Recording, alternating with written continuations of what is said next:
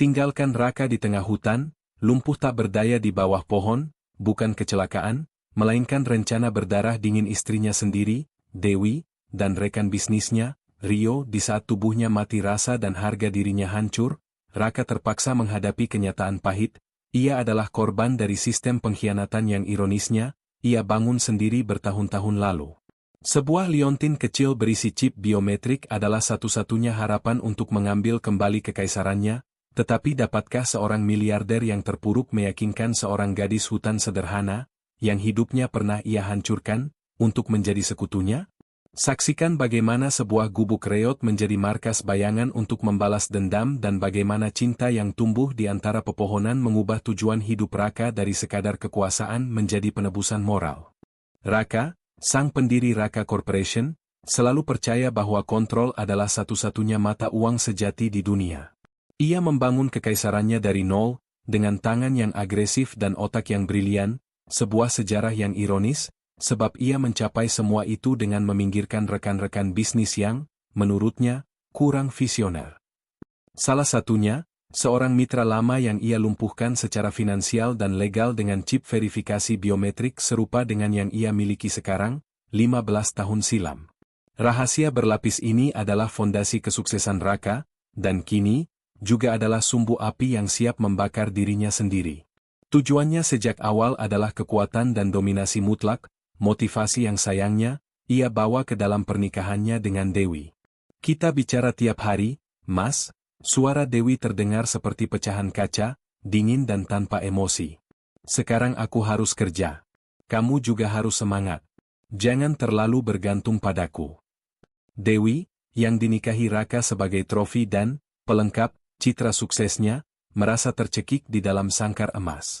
Ia tidak ingin lagi menjadi wanita yang hanya diurus, tetapi ingin menjadi wanita yang memutuskan. Raka duduk di kursi roda, mencoba mencari kehangatan di mata Dewi yang telah beku. Aku cuma butuh kamu, Dewi. Kata-kata itu keluar seperti rengekan, mengkhianati persona titan bisnis yang ia banggakan. Dewi tidak menjawab.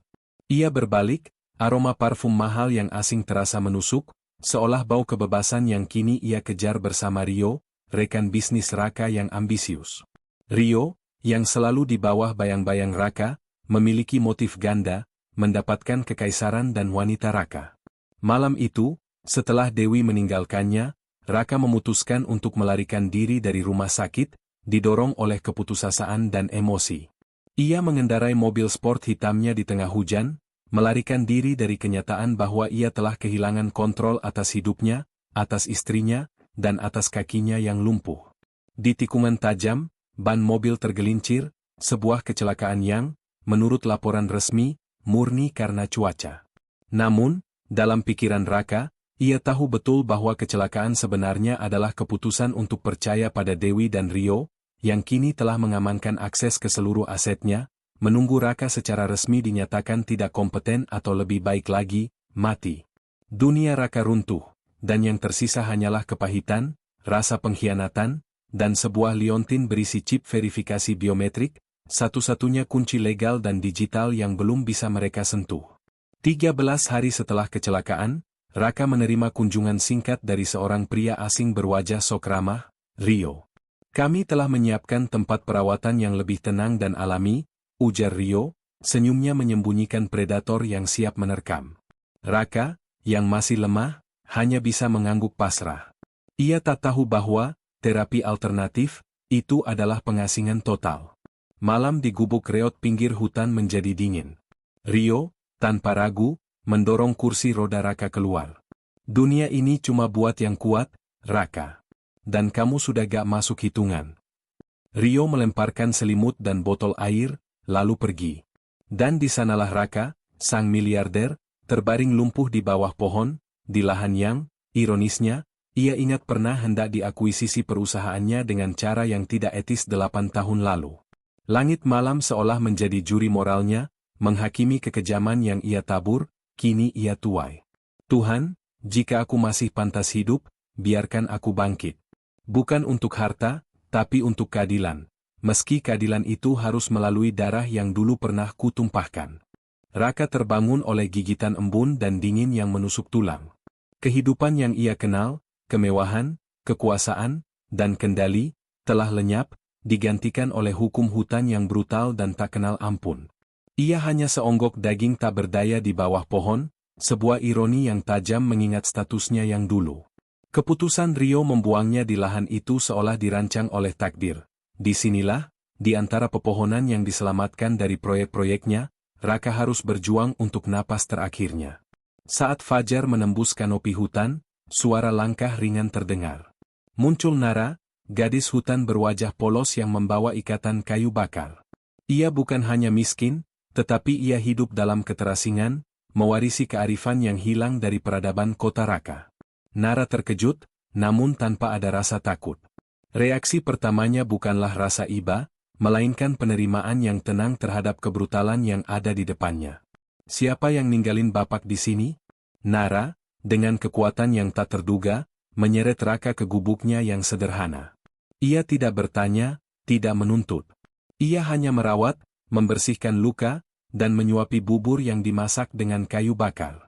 Orang baik pasti akan nolong kalau lihat orang setengah mati di hutan, gumamnya, sebuah pernyataan yang begitu lugas sehingga terasa menghina kesadaran Raka tentang apa itu, orang baik.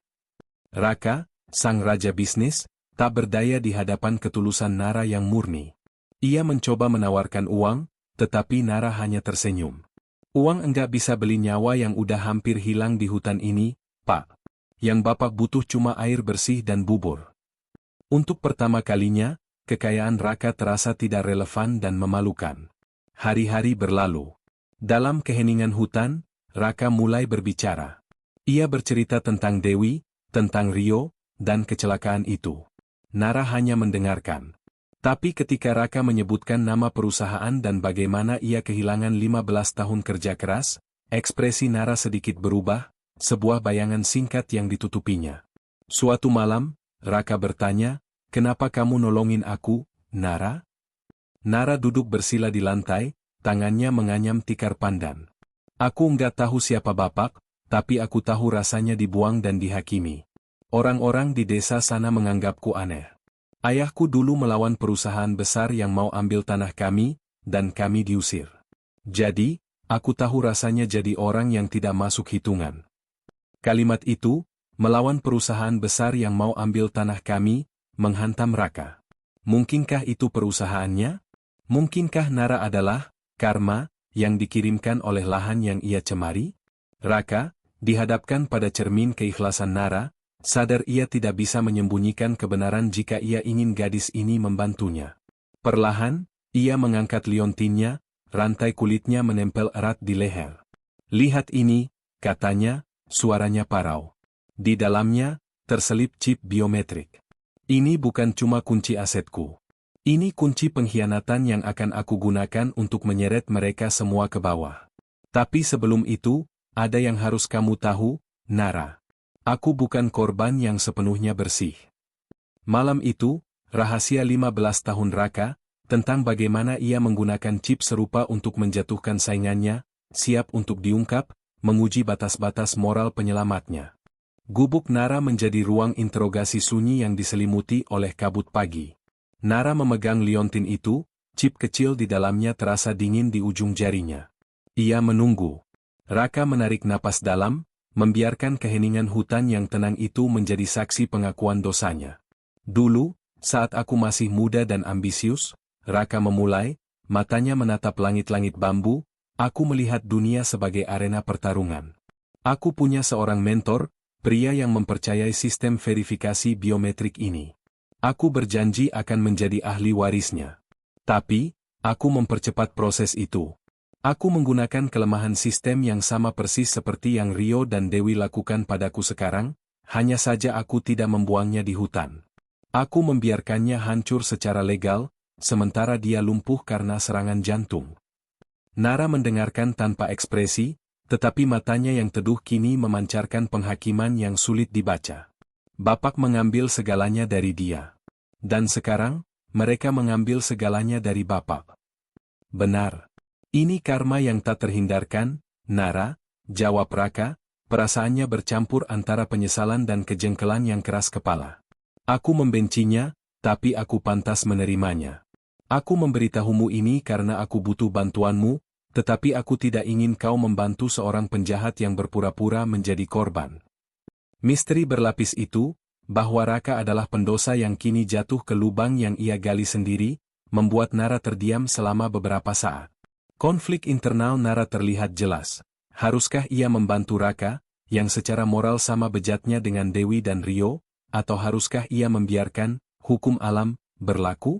Aku bantu, kata Nara akhirnya, suaranya tenang, sebuah keputusan yang mengejutkan Raka. Aku bantu, bukan karena aku percaya Bapak pantas mendapatkan semua yang Bapak punya kembali. Aku bantu karena setiap orang, bahkan yang paling jahat, berhak mendapat kesempatan kedua, dan aku yakin ada orang lain yang lebih penting untuk Bapak ambil kembali daripada harta. Nara kemudian menjelaskan, aku akan hubungi asisten Bapak. Tapi Bapak harus berjanji padaku satu hal. Jika Bapak berhasil, Bapak tidak akan kembali menjadi Raka yang dulu, yang melihat manusia sebagai angka dan tanah sebagai aset. Bapak harus mengambil keadilan dan meninggalkan balas dendam. Dan, Bapak harus menggunakan sebagian kecil dari kekayaan Bapak untuk membantu orang-orang di desa yang tanahnya digusur. Raka tersentak. Itu adalah syarat yang adil dan menantang. Itu bukan hanya tentang uang, tetapi tentang perubahan karakter. Ia mengangguk lemah, aku berjanji, Nara. Dengan janji yang terikat itu, Nara pergi, berjalan kaki menuju desa terdekat untuk mencari sinyal dan menghubungi Andin, asisten pribadi Raka. Sementara Nara pergi, Raka menatap chip biometrik itu di tangannya. Dahulu, itu adalah lambang dominasi. Sekarang, itu adalah ikrar kesepakatan moral yang baru, sebuah perjanjian untuk mengoreksi masa lalu yang gelap. Raka tahu Rio dan Dewi sedang merencanakan pemindahan aset akhir. Waktu terus berjalan, dan pertaruhan, Stakes, tidak hanya tentang perusahaan, tetapi tentang jiwa Raka sendiri. 3 hari kemudian, Nara kembali. Di belakangnya, muncul Andin, sosok yang profesional dan sangat loyal. Melihat Raka terbaring lumpuh di gubuk reot, Andin menangis. Kesetiaannya pada Raka tidak didasari oleh uang semata. Raka pernah memberikan Andin kesempatan kedua setelah sebuah kegagalan profesional besar, sebuah utang budi yang tak bisa dibayar. Pak Raka, saya kira Bapak sudah. Andin tercekat. Aku masih hidup, Andin. Dan kita punya banyak pekerjaan. Dunia Rio dan Dewi akan berakhir di sini, jawab Raka, matanya kembali menyala dengan ketajaman seorang pemimpin, meskipun tubuhnya masih lemah. Gubuk kecil itu segera berubah menjadi markas bayangan. Andin mengeluarkan laptop cadangan dengan jalur VPN terenkripsi dan perangkat satelit darurat yang sulit dilacak. Mereka mulai membobol sistem keamanan korporat yang telah diacak oleh Rio. Chip biometrik Raka menjadi master key yang membuka celah digital. Kita harus cepat, Pak. Mereka akan melakukan transaksi pemindahan aset fiktif dalam 2 hari. Mereka tidak hanya mengincar perusahaan, mereka juga membersihkan jejak pencucian uang yang mereka lakukan sejak Bapak sakit, lapor Andin suatu malam, wajahnya serius di bawah cahaya biru redup layar. Pertaruhan, Stakes, telah meningkat drastis. Ini bukan lagi sekadar perebutan warisan, tetapi skandal kejahatan keuangan besar yang akan merusak reputasi Raka Corporation secara total. Kontroversi muncul di tengah perencanaan. Andin menemukan bukti bahwa beberapa transaksi ilegal Rio terkait dengan politisi dan investor abu-abu yang dulu pernah melindungi Raka dari masalah legal kecil. Raka menyadari, untuk menjatuhkan Dewi dan Rio, ia harus menjatuhkan jaringan yang pernah ia manfaatkan. Ini adalah risiko terbesar. Dia harus membongkar kelemahan sistem yang ia bangun dan pertahankan selama bertahun-tahun.